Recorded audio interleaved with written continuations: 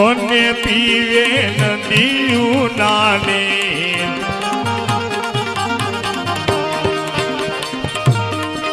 આકડો કાકરો ને બાબ બોલડી રે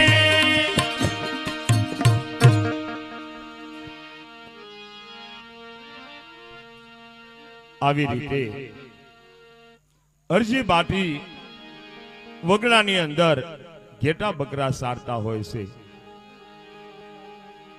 અને અરજી બાટીને એના માત પિતાનું મૃત્યુ ત્યારે યાદ આવે છે પણ અરજી બાટીને કેવી રીતે યાદ આવે કે મારી માનું તો મેં મોઢું નથી ભાળ્યું અને મારી માં મને મૂકી અને ચાલી ગઈ છે અને મારી 10 વર્ષની ઉંમર થતા મારા બાપુજીનું પણ મૃત્યુ થયું તો આજ મારે કોઈનો આધાર નથી અને હરજી બાટી આજ વગડાની અંદર માત પિતાનું મૃત્યુ યાદ કરી અને રડવા લાગ્યા છે પણ કેવી રીતે રડે છે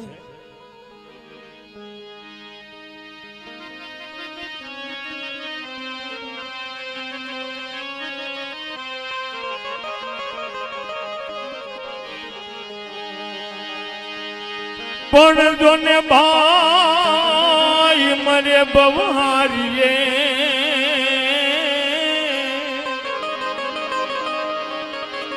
હરે રે આ તો બેની મરે 10,000 પણ બાળા પણ માં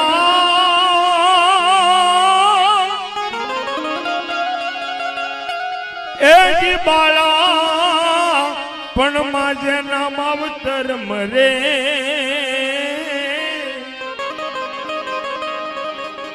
હરે રે એને સારે સુનાવા પણ બાળા પણ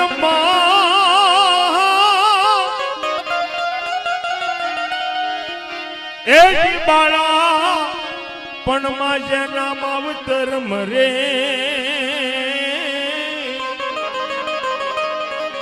હરે રે એને સારે દશુનાવા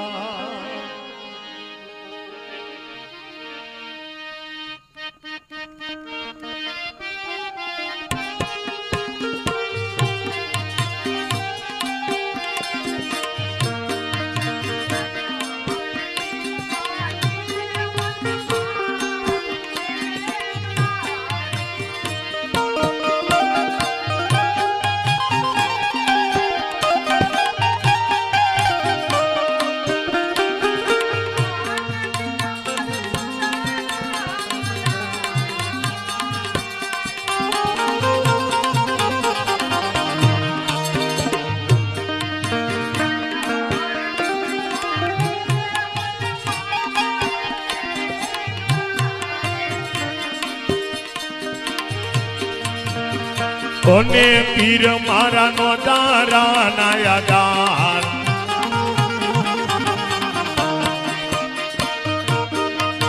આજ હરજી બાકી રે વનમાં એકલા રે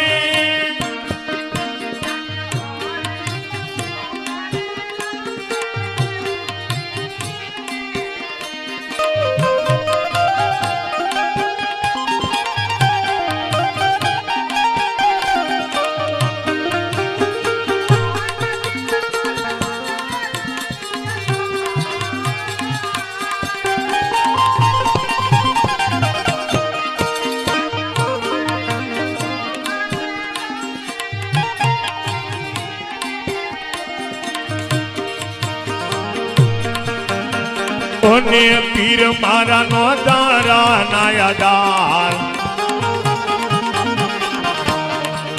આજ હરજી પોકારે રામા પીર ને રે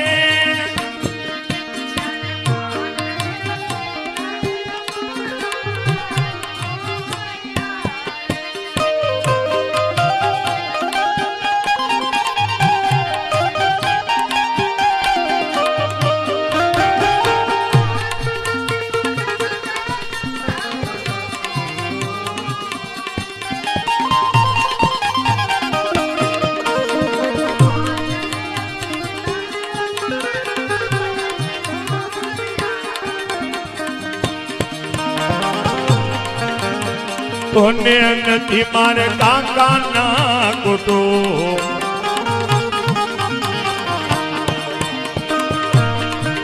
આજ માત રે પિતાને મારા મારિયા મારિયા મારિયા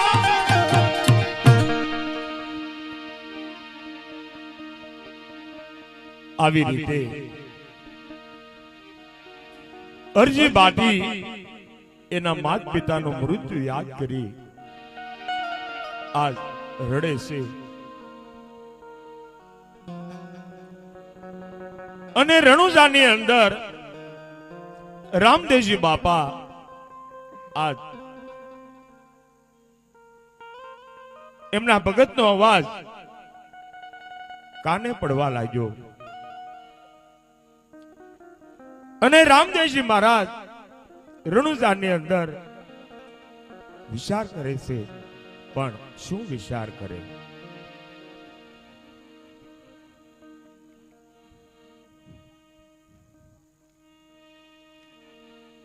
અત્યારે મારો ભગત હરજી પાટી મને પોકાર કરે છે માટે મારે એને દર્શન દેવા તો જરૂર જવું પડશે માટે ચાલ અત્યારે એક સાધુનું સ્વરૂપ લઈ અને એને દર્શન દેવા માટે જાવ આવી રીતે રામદેવજી બાપા આજ અરજી પાઠીને દર્શન દેવા માટે રામદેવજી બાપાએ એક સાધુનું સ્વરૂપ લઈ અને જવાનો નિર્ણય કર્યો છે અને આ બાજુ અરજી પાઠી રામદેવજી બાપાને યાદ કરતા હોય છે પણ રામદેવજી બાપાને યાદ કરે છે એવામાં સામેથી કોઈ સાધુનું સ્વરૂપ લઈ અને મહાત્મા પધારે છે પણ અરજી બાઠી કાંઈ જાણતા નથી કોણ છે કોણ હશે આવા વગડાની અંદર અરજી બાઠી માત પિતાનું મૃત્યુ યાદ કરી અને રડતા હોય છે અને આ બાજુથી એક સાધુ મહાત્મા પોતે ધીરે ધીરે અરજી પાઠી પાસે આવે છે અને અરજી પાઠીને રડતા જોઈ અને અરજી પાઠીને આ શું કહેવા લાગ્યા છે? અરે બેટા તું શા માટે રડે છો? અરે બાપુ જગતમાં મારું કોઈ નથી. અરે બેટા શું તારા માતા પિતા પણ નથી? ના બાપુ જન્મ દેતા માં મૃત્યુ પામી છે. મારી 10 વર્ષની ઉંમર હતી ત્યારે મારા પિતાશ્રી પણ મૃત્યુ પામ્યા. અરે બેટા તો તું આગળ કોને યાદ કરતો હતો? અરે બાપુ હું રામદેવપીર બાપાને યાદ કરતો હતો. મારા બાપુજી કહેતા. અરે બેટા તે રામદેવપીર બાપાને જોયા છે? ના બાપુ મેં રામદેવપીર બાપાને નથી જોયા. અને મારા બાપુજી કહેતા કે રામદેવપીર બાપા દુખિયાના ડેલી છે અને તને દુઃખ પડે ત્યારે યાદ કરજે રામદેવપીર બાપા તને જરૂર કરશે. અરે બેટા તો તું રામદેવપીર બાપાની પ્રાર્થના કર અને રામદેવપીર બાપા કદાચ તારી પ્રાર્થના સાંભળી અને તને દર્શન આપે પણ ખરા.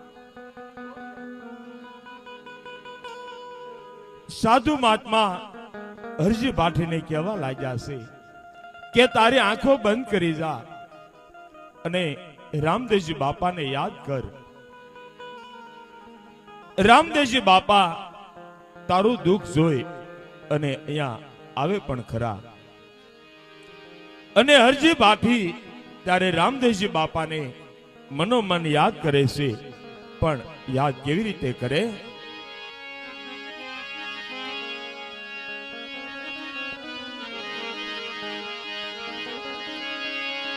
પણ ધજા દીઠે જણી હાંભરે હે અને દેવળ દીઠે જગ જાય. દર્શન કરતા રામા પીરના એ મારા પંડના પ્રાશિત જા. તારે રામે ઘોડો પલાણ્યો હે અને નીકળ્યા દેવળની બાર. પણ સાંદો સૂરજના પેગડા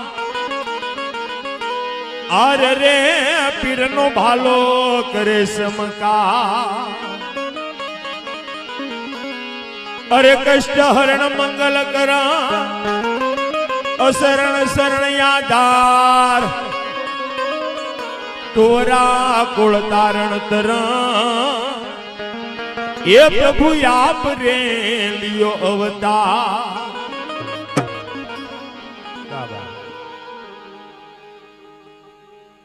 અરે બેટા મારી સામું તો જો.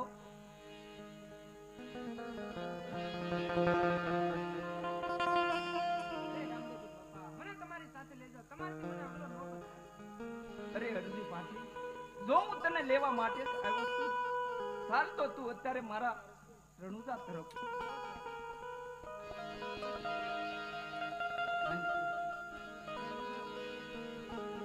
આવી રીતે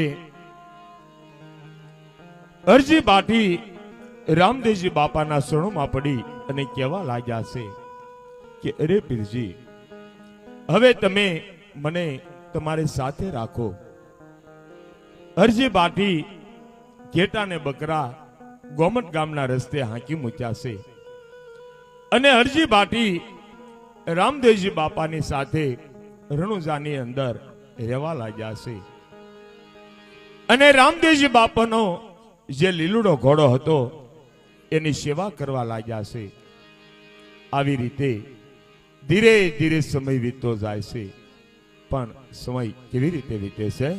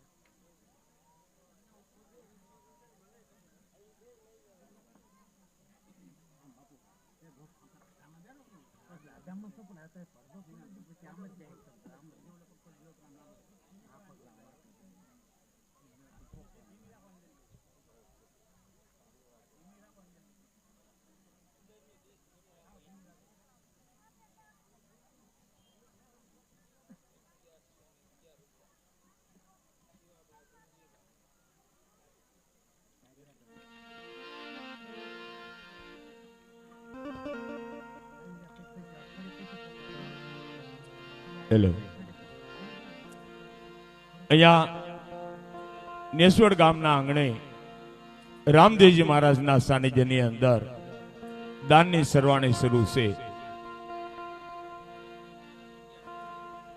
એવા 1101 રૂપિયા શિવાભાઈ ધનજીભાઈ ડાભી એમના તરફથી 1101 રૂપિયા અહીંયા રામદેવજી મહારાજના સાનિધ્યની અંદર ભેટ આવે છે. તો પ્રેમથી ને ભાવથી જય બોલીએ.